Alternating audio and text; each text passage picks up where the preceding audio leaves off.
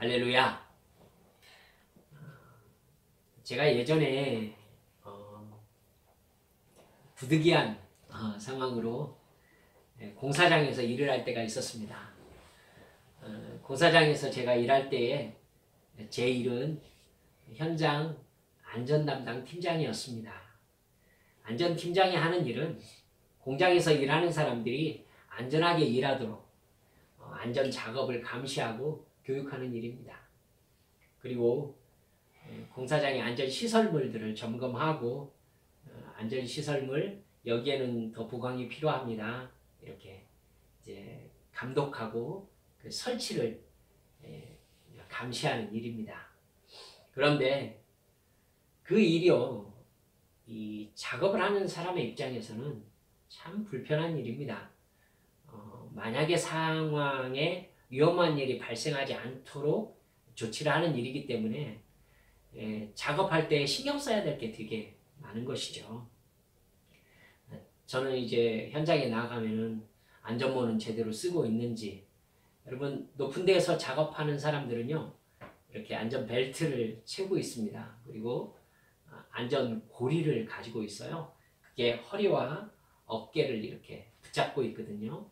그래서 안전고리를 작업 현장에 안전한 곳에다 걸고 이렇게 일을 해야 합니다. 그래야 발을 헛디뎌 가지고 혹시라도 추락을 했을 때에 몸을 딱 이렇게 붙잡아 주는 그런 역할을 하는 것이죠. 그런데 높은 곳에서 이렇게 일을 하다 보면은요, 작업 발판도 임시로 놓아져 있고 빔에서 이렇게 일을 하게 되는데, 자기가 몸이 옮겨가면서 이것을 뺐다가 다시 끼우고 뺐다가 다시 끼우고 이렇게 일하기가 되게 귀찮아요. 귀찮기 때문에 일에 집중하다 보면 잊어버릴 수가 있단 말입니다.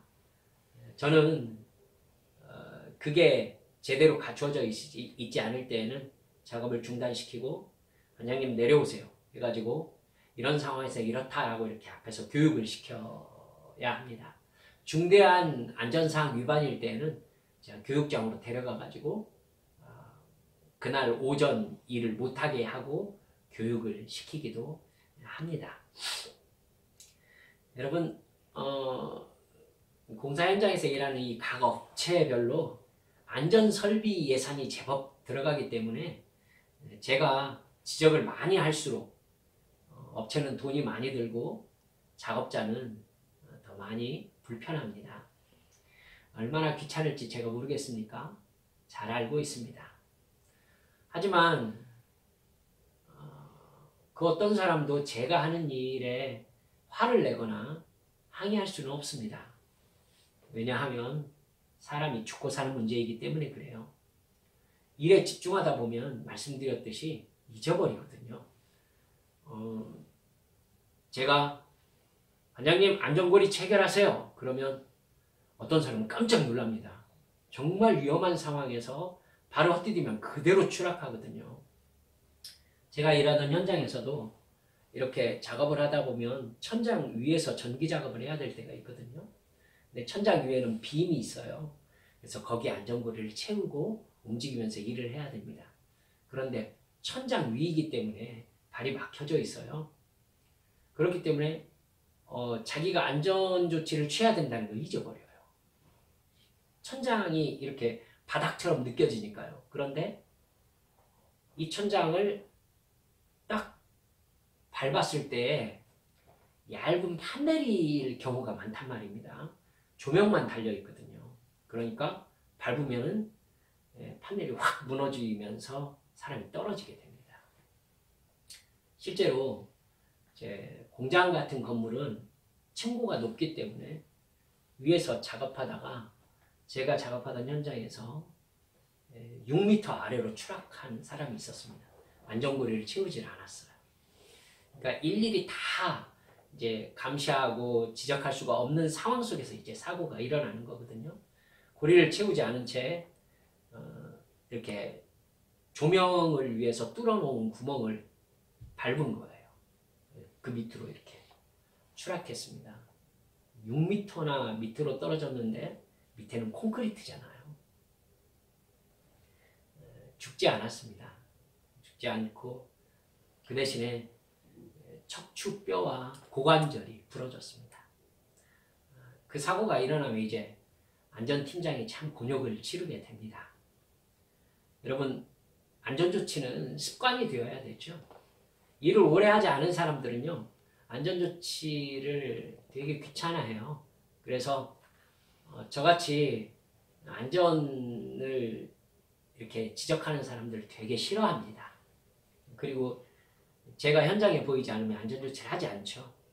그런데 안전을 위해서 만들어 놓은 규칙을 지키지 않다가 꼭 어느 순간 여러분 문제가 생기는 겁니다.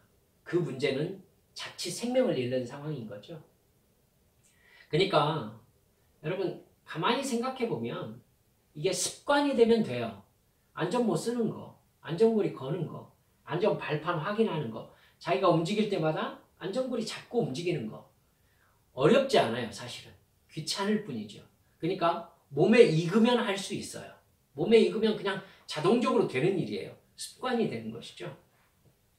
여러분, 생명은 작은 습관으로 지켜집니다. 제가 안전교육 시키는 것 같네요.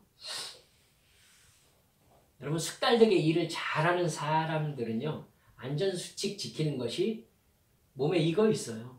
그러니까 그 사람이 안전조치를 얼마나 숙달되게 잘하느냐를 보면 이 사람이 일을 얼마나 오랫동안 해왔는가, 일을 얼마나 숙달되게 잘하는가가 드러나죠.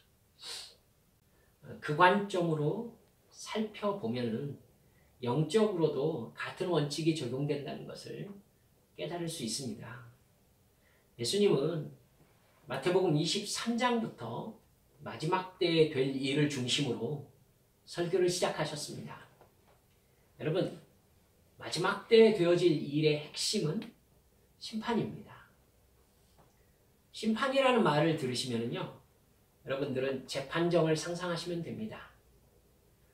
행동에 대한 옳고 그름을 따지고 그 행동에 대해서 상과 벌을 결정하는 아주 중요한 자리이죠. 이게 심판, 즉 재판입니다. 그러면서 여러분, 이 마지막 재판정에서 예수님은 하나님 아버지로부터 당신께서 심판의 권한을 위임받아서 어떤 기준으로 심판을 하시겠다라고 오늘 본문에 분명하게 말씀하고 계시는 것입니다. 먼저 당시의 종교 지도자들이었던 서기관과 바리새인들을 아주 강하게 질책하셨습니다. 마태복음 23장 3절을 보면은 이렇게 말씀하고 계세요. 그러므로 무엇이든지 그들이 말하는 바를 행하고 지키되 그들이 하는 행위는 본받지 말라. 그들은 말만 하고 행하지 아니한다. 이렇게 말씀하십니다. 여러분, 서기관과 바리새인들의 행동은요, 다른 사람들에게 모두 보여주어 가지고 자기의 이익을 챙기기 위한 목적일 뿐이다. 이렇게 말씀하시면서 그들이 위선자들이라고 강하게 질책하시는 것입니다. 여러 번 그렇게 말씀하시죠. 그래서 33절에서 재판장이신 예수님께서 아마 살아계실 때 가장 심한 말씀을 그때 하십니다. 뱀들아, 독사의 새끼들아, 너희가 어떻게 지옥의 판결을 피하겠느냐. 여러분, 그들은 재판장이신 예수님께서 너는 지옥불로 들어가라 라고 판결하시는 모습인 겁니다. 예수님께서 마음이 되게 많이 상하셨던 것 같아요. 뱀들아, 독사의 새끼들아. 여러분, 이렇게 가장 치명적인 예수님의 판결이 누구에게 주어졌다고요? 다른 사람에게 보이려고 종교 행위를 하는 위선자들에게 내려진 판결이라는 걸 기억해야 합니다. 한국 교회의 모습이 이렇게 오버랩되기 때문에 다시 한번 말씀드리는 것입니다. 얼마나 다른 사람 보기에 그럴듯하게 보이려고 우리가 종교 행위를 합니까? 그 결과가 세상 사람들이 교회 다니는 사람들 보고 당신들의 위선이 지겹다라고 말하는 지경에 이르는 현장입니다. 여러분, 주님도 그것이 너무 싫다고 판결하고 계시다는 걸 잊지 말아야 합니다. 서기관과 바리새인들을 향한 예수님의 심판이 선고된 다음에 예수님은 37절에서 23장 37절에서 예루살렘이 멸망당할 것이다 이렇게 말씀하고 계십니다. 여러분, 예루살렘을 사랑하셔서 구원받게 하시려고 회개를 촉구하셨으나 너희가 원하지 않았다 이러면서 너희 집이 황폐하여 버려진 바 될 것이다 이렇게 선포하고 있으십니다. 24장 2절을 보면요, 예루살렘에 당시에 있었던 성전, 헤롯 성전이 돌 위에 돌 하나도 남지 않고 다 무너뜨려질 것이다 이렇게 말씀하고 계십니다. 여러분, 그 일이 예수님이 십자가에 못 박히시고 난 때를 AD 30년경이라고 볼 것 같으면요, 여러분, 로마의 티투스 장군이 예루살렘에 진격한 해가 AD 70년이거든요. 그러니까 40년 후에 티투스 장군에 의해서 예루살렘이 완전히 성전이 불타게 되고 예루살렘에 살던 사람들이 학살을 당하는 상황이 벌어지게 됩니다. 여러분, 성전 벽에 이제 금칠을 했었잖아요. 불태웠으니까 금이 녹아내렸지 않겠습니까? 그 금이 돌 사이로 이렇게 녹아 흘러 들어갔다라는 소문이 나는 바람에 로마 군인들이 정말 돌 위에 돌 하나도 남지 않게 성전을 전부 다 무너뜨리면서 금을 찾았다는 기록이 있습니다. 유대인들은 엄청난 숫자가 학살당했고 예루살렘 대부분의 건물들이 불타서 황폐해졌습니다. 예수님께서 위선자라고 말씀하신, 또 죄악으로 가득하다고 선포하신 예루살렘이 예수님께서 심판하신 그대로 이루어졌던 것입니다. 예수님은 계속해서 AD 70년 예루살렘이 완전히 멸망당할 때의 상황과 겹쳐서 예수님이 다시 재림하시는 이 세상의 마지막 심판 때에 무슨 일이 있을 것인지를 계속해서 말씀하십니다. 여러분, 예수님의 말씀은 공포스럽습니다. 일단 기독교가 타락할 것이다 이렇게 말씀하고 계십니다. 거짓 예언자들과 거짓 그리스도들이 나타날 것이다. 기독교인들이 하나님이 아니라 사람을 보려고 이 교회 저 교회로 몰려다니게 될 것이다 이렇게 말씀하셨습니다. 그와 동시에 민족과 민족, 나라와 나라가 전쟁을 일으키게 되고 기근과 지진이 있게 될 것이고 사람들이 서로 미워하는 세상이 될 것이다. 말해 무엇하겠습니까? 이 일이 실제로 우리가 살고 있는 현장에 벌어지고 있는 현상이라는 거 여러분 알고 계실 것입니다. 그리고 예수님은 마지막 순간에는 해가 어두워지고 달이 빛을 내지 않을 것이다 이렇게 말씀하시면서 별들이 하늘에서 떨어질 것인데 그때 예수님께서 영광 중에 재림하게 될 것이다 이렇게 말씀하십니다. 천사들이 보이고 나팔 소리가 들리고 주님의 선택받은 사람들이 주님 앞에 모이게 될 것이다.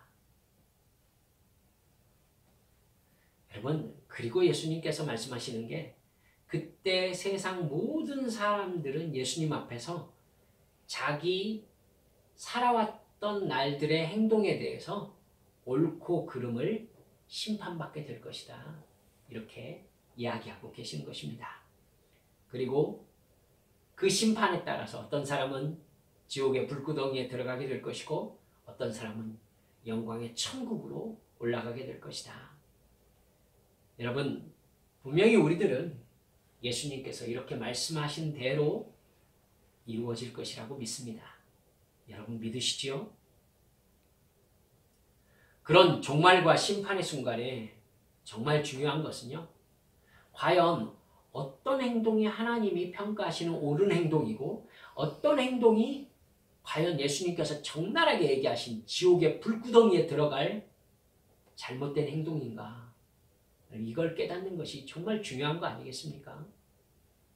예수님이 어떤 기준으로 영원한 생명과 영원한 멸망을 나누는지 결론으로 말씀하신 것이 오늘 우리가 읽은 본문 말씀입니다. 여러분, 마태복음에 따르면은 바로 오늘 우리가 읽은 성경 말씀이 예수님께서 이 땅에서 하신 마지막 설교 말씀입니다. 정말 중요하다는 의미가 되겠죠. 오늘 본문 31절에서 33절까지 예수님의 심판이 선포되는 재판정의 모습이 나타나고 있습니다. 인자가 자기 영광으로 모든 천사와 함께 올 때에 자기 영광의 보좌에 앉으리니 모든 민족을 그 앞에 모으고 각각 구분하기를 목자가 양과 염소를 구분하는 것 같이 하여 양은 그 오른편에 두고 염소는 왼편에 두게 될 것이다. 이렇게 말씀하십니다. 저는 이 상황을 한번 짚고 넘어가야 된다라고 생각했습니다. 지금 교회 안에서, 지금 세상 속에서는 어떤 사람이 구원받은 하나님의 백성인지 알 수 없습니다. 여러분. 하지만 마지막 순간에는요. 처음부터 나뉘어져 있습니다. 처음부터. 이쪽은 양, 이쪽은 염소. 이렇게 완전히 나뉘어져 있어요. 하나님 앞에서 속일 수 없다는 뜻입니다. 이런 척 할 수 없다는 뜻입니다. 마음에 내가 누구인지가 적나라하게 드러난다는 뜻입니다. 34절부터 보면 예수님이 오른쪽에 있는 양으로 분류된 사람들에게 이렇게 말씀하십니다. 내 아버지께 복을 받은 사람들아 와서 창세로부터 너희를 위하여 준비된 나라를 차지하여라. 너희는 내가 줄일 때에 내게 먹을 것을 주었고 목마를 때에 마실 것을 주었으며 나그네로 있을 때에 영접하였고 헐벗었을 때에 입을 것을 주었고 감옥에 갇혀 있을 때에 찾아주었다. 이렇게 말씀하십니다. 그런데 의인들이 대답을 해요.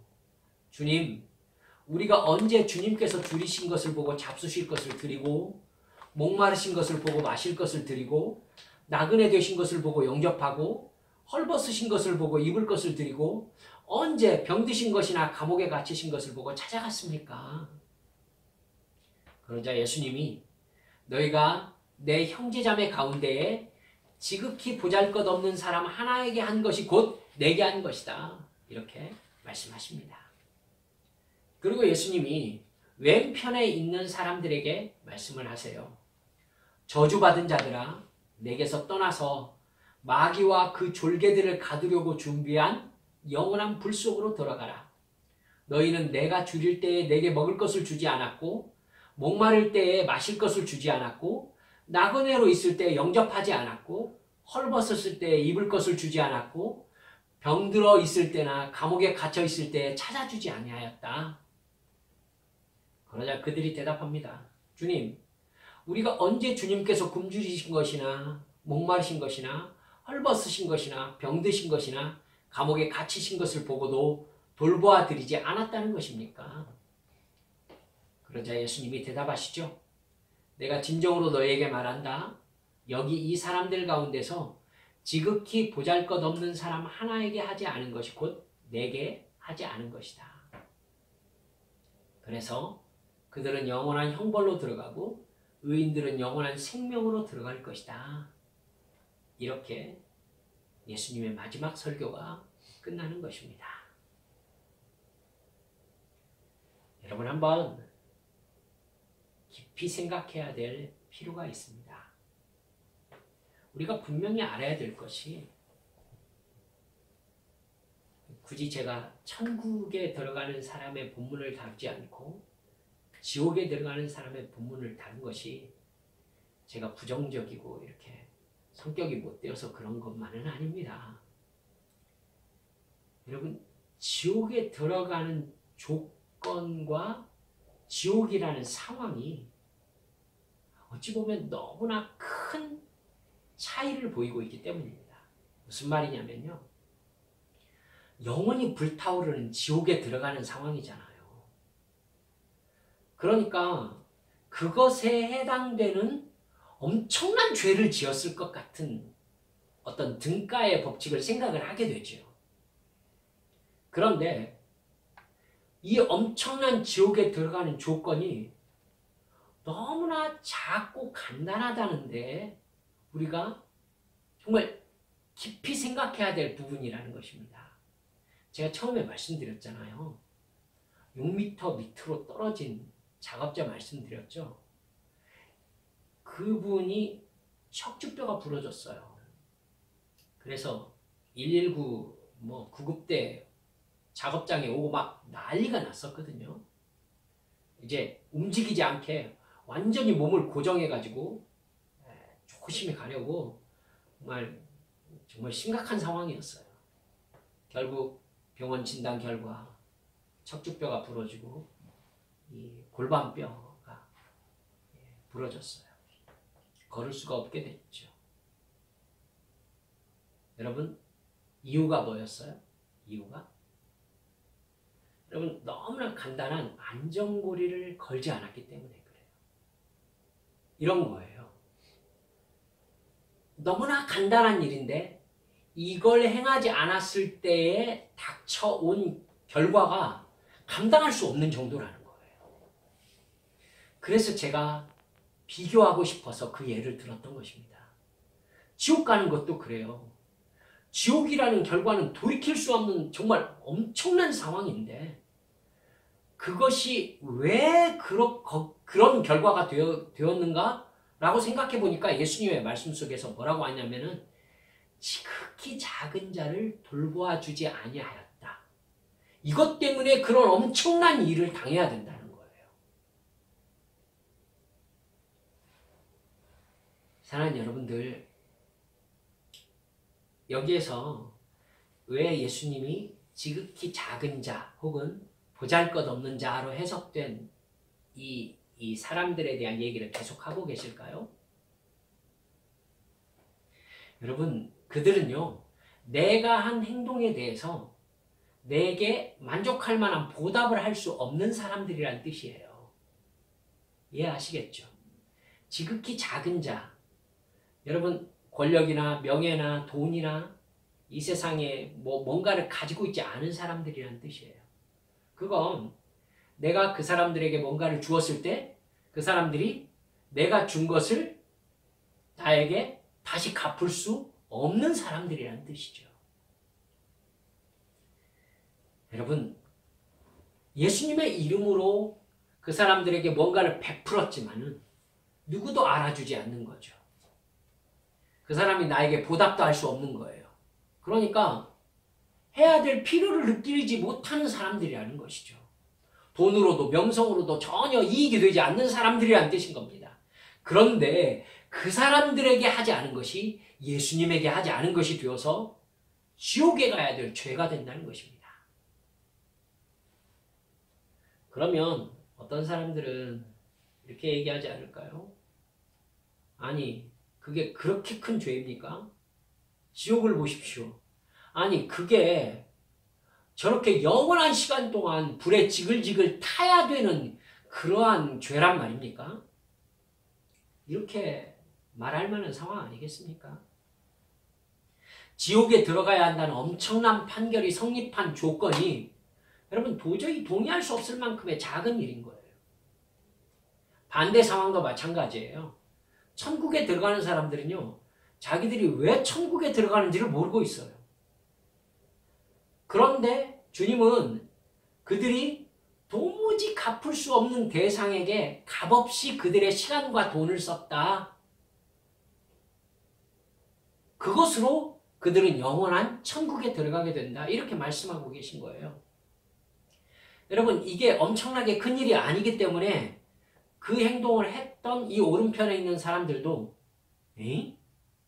이게 천국에 들어갈 만한 일이라고요? 이렇게 물어보는 거죠. 여러분, 작은 일, 쉽게 얘기해서 그들에게 그냥 습관이었던 거예요. 그냥 작은 습관이었던 거예요. 자기들 스스로도 대단한 일이 아니라고 생각하는 일이었던 것이죠. 이게 예수님에게 한 일이다라는 예수님의 판결이었어요. 이게 우리가 성경에서 지나치는 정말 중요한 사실입니다. 왜 그냥 지나쳐요? 이익이 되지 않기 때문입니다. 아무도 알아주지 않기 때문이죠. 바로 여기에서부터 예수 믿는 사람들에게 그들은 사람들에게 보이려는 위선자들이다라는 평가를 받게 하는 죄악이 시작되는 것입니다. 여러분, 우리가 비교해서 한번 생각해 볼 만한 부분이 어느 부분이냐면요. 마태복음 5장부터 시작되는 산상설교예요. 그런데 여러분, 산상설교가 예수님의 지금 오늘 우리가 읽은 본문이 마지막 설교라면 마태복음 5장부터 시작되는 산상설교는 첫 설교거든요. 이 첫 설교의 결론이 마태복음 7장에 나타나는데요. 산상설교의 결론 부분하고요.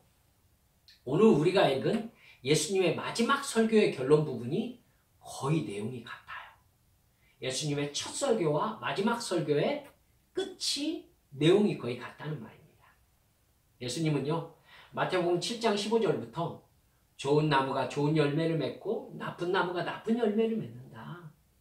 이렇게 말씀하시면서 열매로 그들을 알 수 있다.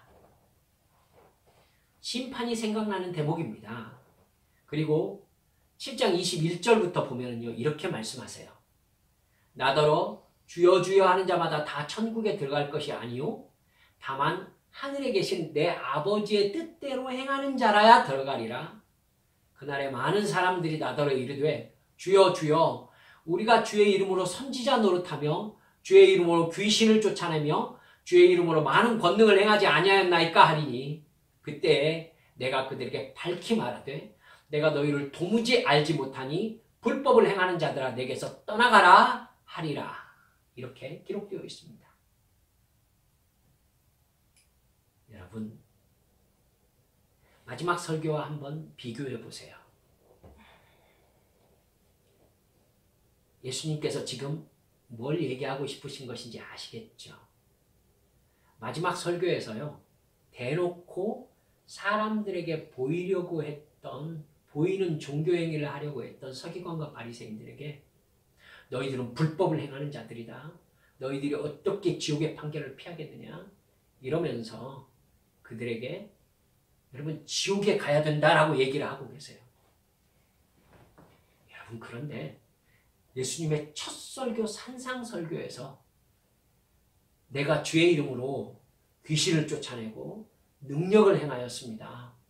복음을 전하였습니다. 라고 말하는 사람들에게 똑같이 불법을 행하는 자들아 내게서 떠나가라 라고 얘기를 하시겠다는 것입니다.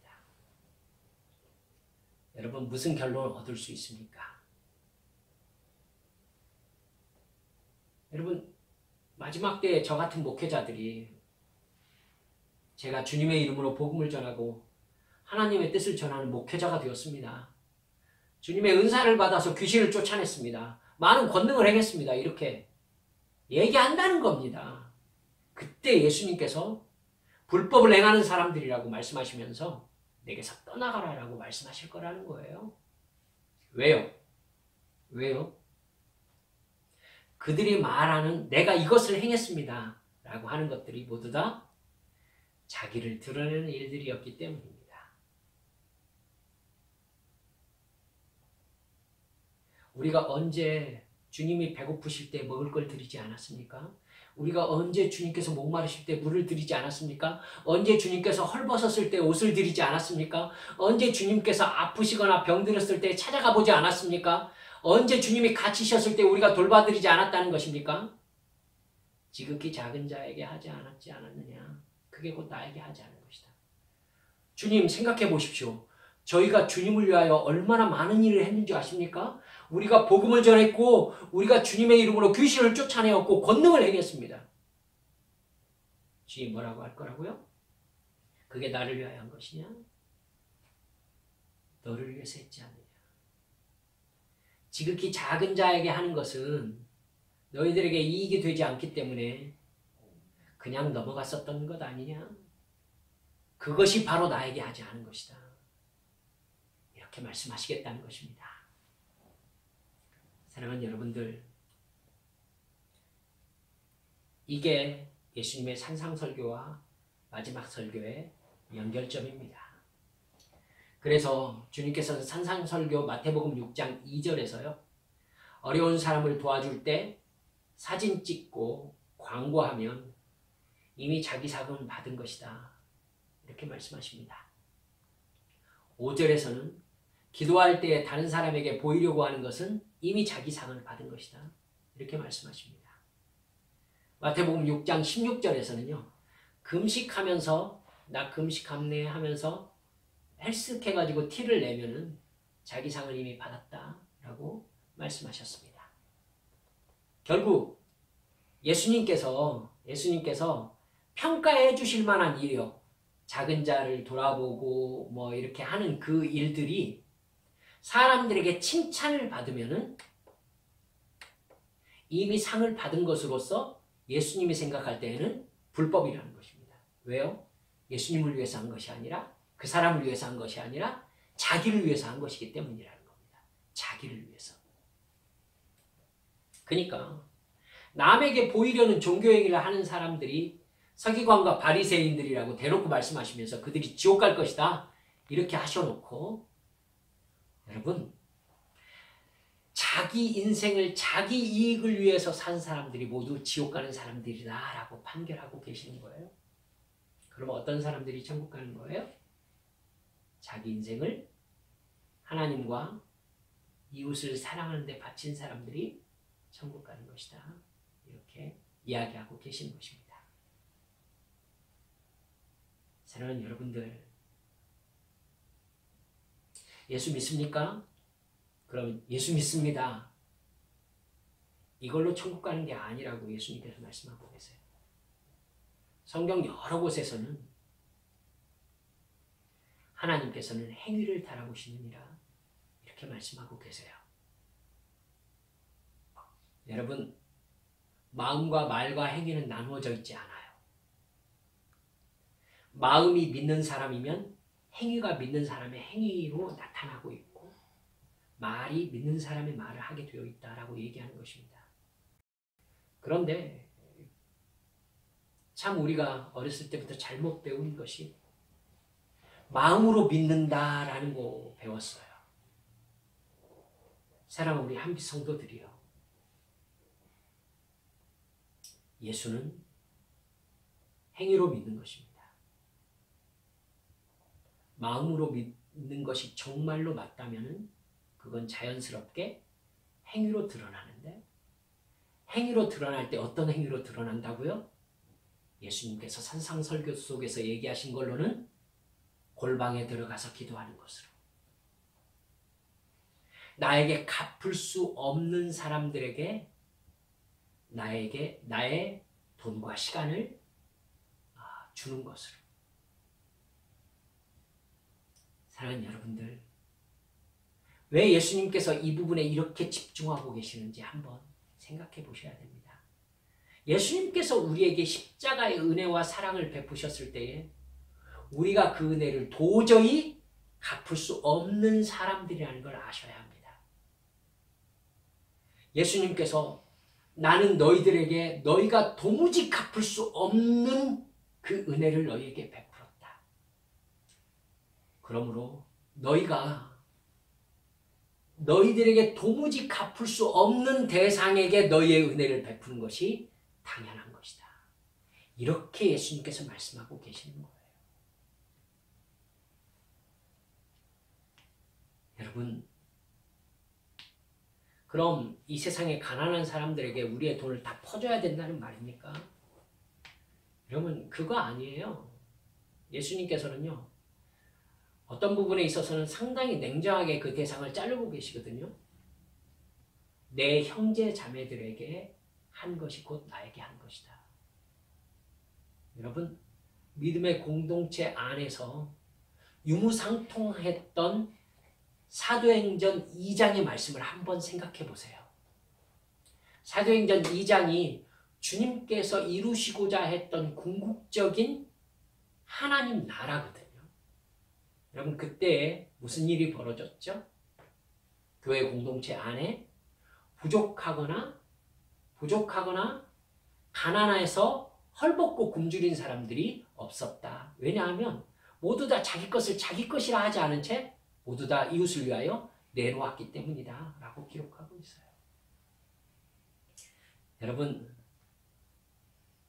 교회 공동체 안에서 정말로 힘들고 고통스러운 사람들에게 돈 많이 가진 사람들 혹은 여유 있는 사람들이 기꺼이 그들을 도와주는 진짜 교회가 어디에 있습니까?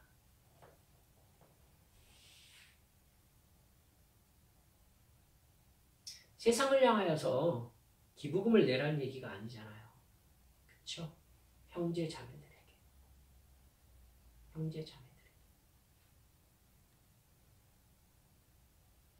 그렇게 가만히 생각해 보면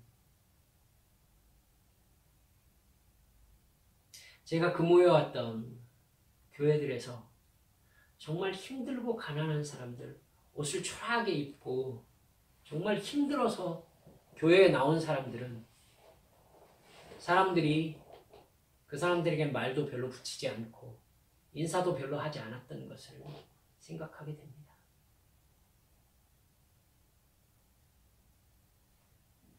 어쩌면 잘 차려입고 좋은 차를 타고 와가지고는 누가 보아도 번듯한 직장에 괜찮은 위치에 있는 것 같은 사람들에게는 이 사람 저 사람들이 인사하고 아는 체하고 잘 계셨느냐고. 그런데 정말 힘들고 주님의 은혜가 필요한 사람으로 보이는 사람이 교회에 들어올 때는 그 사람들이 내가 여기 들어와도 되는가 하면서 쭈삣쭈삣 하면서 어디 가서 앉아야 되나 하고 저 구석으로 가서 앉고,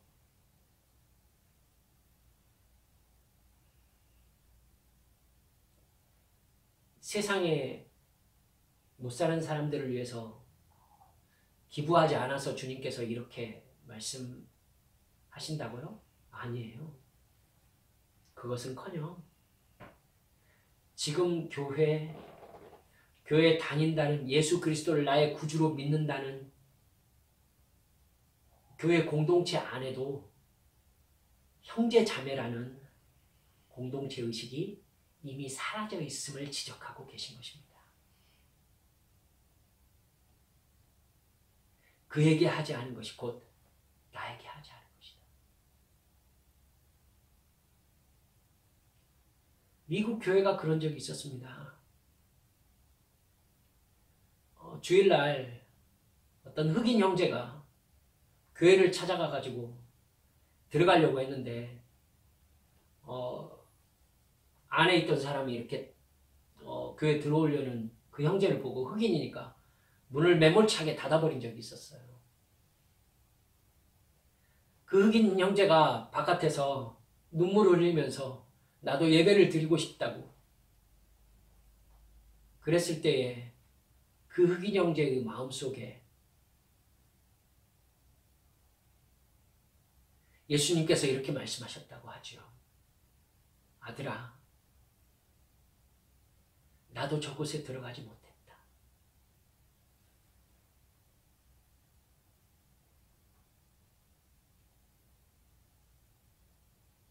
사랑하는 우리 한빛 성도들,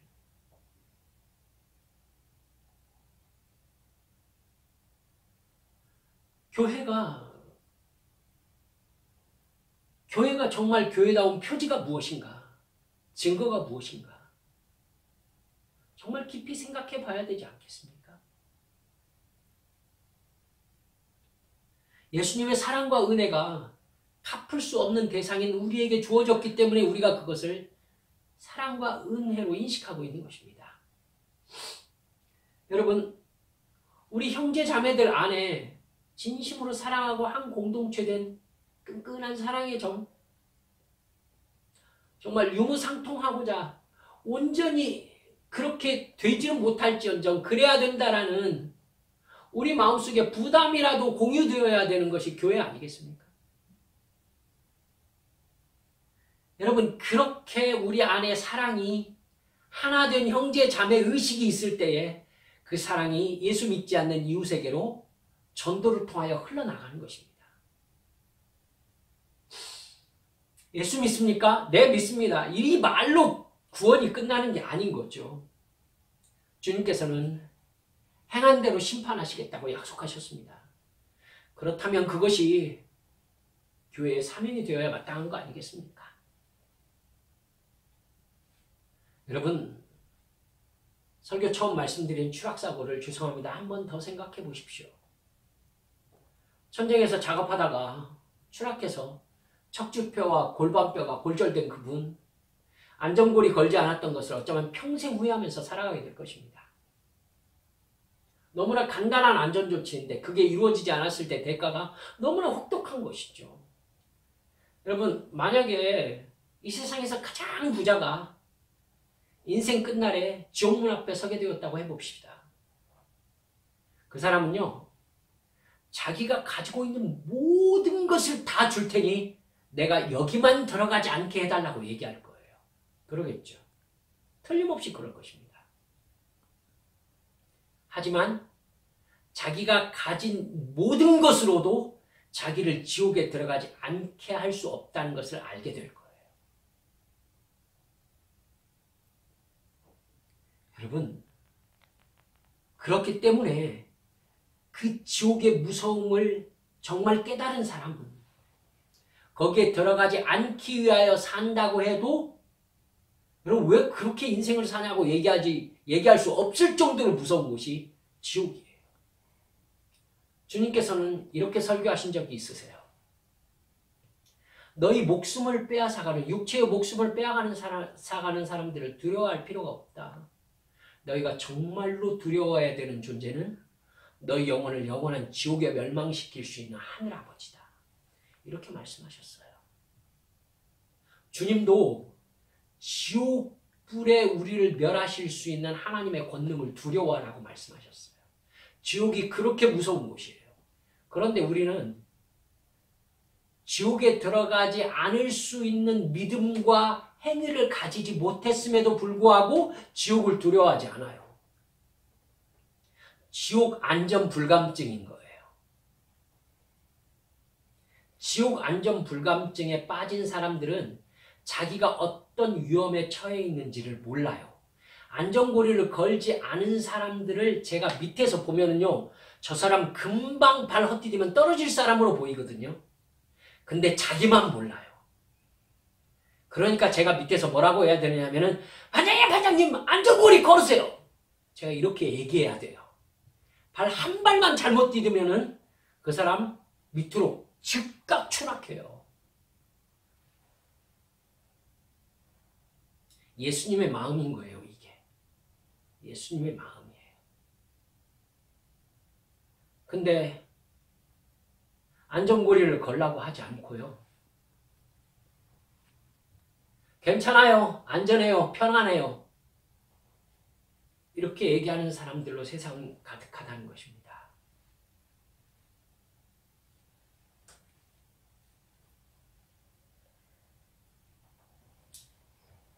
사랑하는 여러분들, 정말 우리가 이 세상에 살아가면서 예수님과 만날 그 마지막 순간 그 심판 때에 우리의 삶의 포인트를 맞추고 살아가야만 해요.